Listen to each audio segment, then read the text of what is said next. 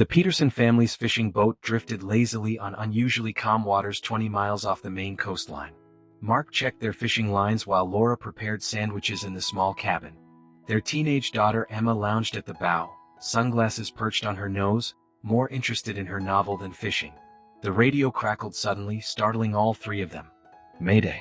Mayday!" A woman's voice, desperate and broken by static, filled the air. "Please, save my baby, they're coming?" Then nothing but dead air. Mark grabbed the radio. "This is the Peterson vessel responding to distress call. What's your position?" "Over." No response. "Did anyone else hear that?" Laura asked, her face pale. She sounded terrified. Emma pointed toward the horizon. "Dad, something's floating out there." Mark raised his binoculars, focusing on a small object bobbing gently on the waves. His hands trembled. "It can't be." They steered toward it, a small wicker basket, somehow staying perfectly afloat despite the impossibility of it. As they drew alongside, they peered inside and collectively gasped. A baby boy, perhaps 6 months old, lay sleeping peacefully within. Impossibly, he was completely dry, wrapped in a blanket embroidered with strange symbols none of them recognized. "How is this possible?" Laura whispered. "He should be soaked, or worse." Mark scanned the horizon. No debris, no other survivors. When Laura carefully lifted the infant from the basket, his eyes snapped open, unnaturally deep blue, almost glowing. At that exact moment, every electronic device on their boat sparked and went dead.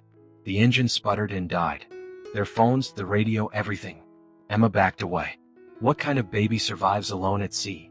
As if responding to her question, the infant smiled, not the gummy smile of a baby, but something knowing, ancient.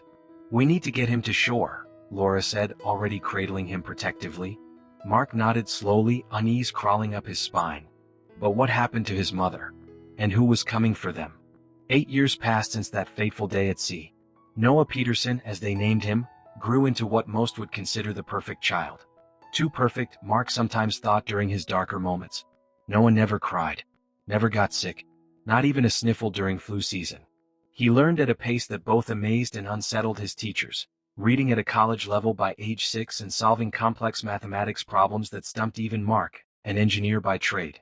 But perfection came with peculiarities. Mrs. Abernathy's cat disappeared the same day Noah commented that it watched him with knowing eyes. The Hendersons' German Shepherd, previously friendly to everyone, would snarl and retreat whenever Noah walked past their fence. "Did you clean Noah's room today?" Mark asked one evening as Laura prepared dinner. "No, why?" "It smells like salt water again." "We're 30 miles inland, Laura." They exchanged worried glances.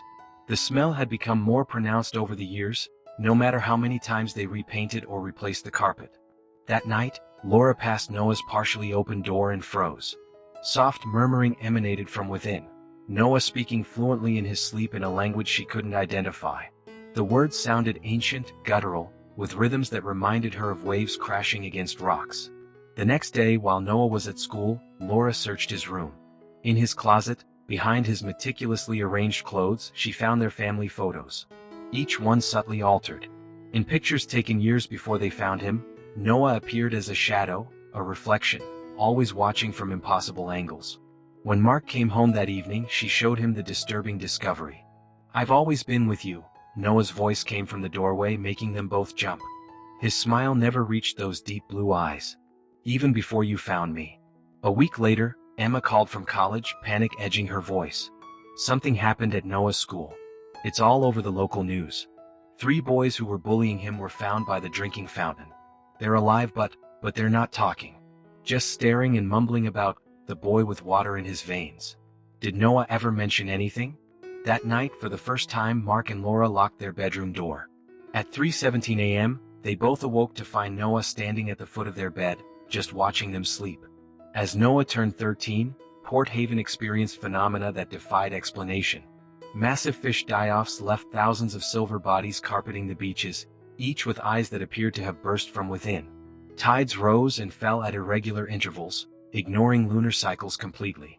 Fishermen whispered about something massive moving beneath their boats, something that never surfaced but displaced enough water to create swells that nearly capsized smaller vessels. Emma, now finishing graduate school in marine biology, returned home for Noah's birthday to find her once vibrant parents transformed. Mark had lost weight, his shoulders perpetually hunched as if bearing an invisible burden. Laura's hands trembled constantly, dark circles permanently etched beneath her eyes. "What's happening here?" Emma demanded after Noah had gone to bed. "You both look terrible." Her parents exchanged glances before Laura led Emma to the basement. She unlocked a filing cabinet and pulled out a worn journal. "We've been documenting things," she whispered, glancing nervously at the ceiling. "Things about Noah that we can't explain." The journal detailed hundreds of incidents. Neighborhood pets vanishing, strange visitors who came asking for Noah when he wasn't home, visitors Mark and Laura couldn't clearly remember afterward. Most disturbing was Laura's discovery that every night at exactly 3:17 a.m., water seeped upward from beneath Noah's bed, soaking the floorboards, only to vanish by morning without a trace. Mark pulled out his phone and showed Emma footage he'd secretly recorded the previous week. In it, Noah stood in their backyard during a thunderstorm, arms outstretched. The rain around him defied gravity, flowing upward to create a swirling cocoon of water as he conversed with someone, or something, that wasn't visible on camera. "We should have left him in that basket," Laura whispered, tears streaming down her face. "But then who would have prepared the way?" Noah's voice cut through the basement like ice water. He stood at the top of the stairs, his silhouette framed by the dim light, those unnatural blue eyes now faintly luminescent in the darkness. For the first time, Emma saw true fear in her father's eyes. Emma couldn't sleep. Noah's words echoed in her mind, prepared the way for what? At 3 a.m. she crept to Noah's bedroom. The door was unlocked, unusual given his obsession with privacy. The room was empty, the bed undisturbed. What drew her attention was the closet. Unlike the rest of his meticulously organized room, the closet door had multiple locks, all currently open. Heart-pounding, Emma pulled it open. The interior walls were covered with an elaborate mural painted in a rusty brownish red substance that looked disturbingly like dried blood. It depicted their family's boat on the ocean, but beneath the surface lurked massive tentacled shapes reaching toward a floating basket. The image was rendered with a skill far beyond what any 13-year-old should possess. On a small table sat a leather-bound journal. Emma flipped it open, shining her phone's flashlight on the pages. The entries alternated between two distinct handwritings. One Noah's neat script, the other an ancient, spidery scrawl that sometimes seemed to move on the page when viewed from her peripheral vision. The journal detailed a plan centuries in the making. Every 50 years, an infant was placed in the path of a carefully selected family. The children were raised among humans until their 18th birthday, when they would return to the sea with knowledge of humanity's weaknesses. "It's rude to read someone else's journal," Noah said from behind her. Emma whirled around. Noah stood in the doorway, but something was different about him. His skin seemed almost translucent in the dim light, blue veins pulsing visibly beneath. "What are you?" Emma whispered. Noah smiled. "I was never abandoned, Emma. I was placed there for your family to find. My true family has been watching all along." "Why us?" Emma's voice trembled. "Your bloodline. The Peterson bloodline contains genetic markers essential for the awakening. It's why your parents were chosen to sail that day, why the storm was created to disable other vessels in the area. Only your boat could find me." Emma stared at the mural again, this time noticing the three human figures on the boat had their chests opened, organs meticulously detailed. "You're not human," she realized aloud. Noah's smile widened unnaturally. "I haven't been human for a very long time, though this form has served its purpose well. Only 5 more years until my 18th birthday, when I finally complete what I was sent here to do." On the eve of Noah's 18th birthday, the worst storm in Port Haven's history descended upon the coast. Wind screamed through the streets, tearing shingles from roofs and uprooting century-old trees. The Petersons packed frantically, planning to flee inland. "We should have left years ago," Mark muttered, throwing clothes into a suitcase. Laura clutched a small bag containing the evidence they'd gathered over the years. "He would have found us. He always knows where we are." They piled into their car, Noah eerily calm in the back seat. Emma clutched the amulet she'd discovered hidden in a false bottom of Noah's original basket, a discovery she'd kept secret from everyone. Despite Mark's attempts to drive toward the interstate, the car inexplicably turned toward the harbor. "Something's wrong with the steering," he grunted, fighting the wheel. "Nothing's wrong," Noah said softly. "We're just going where we need to be." As they crested the hill overlooking the harbor, they gasped collectively. Dozens of cars were parked haphazardly along the shore.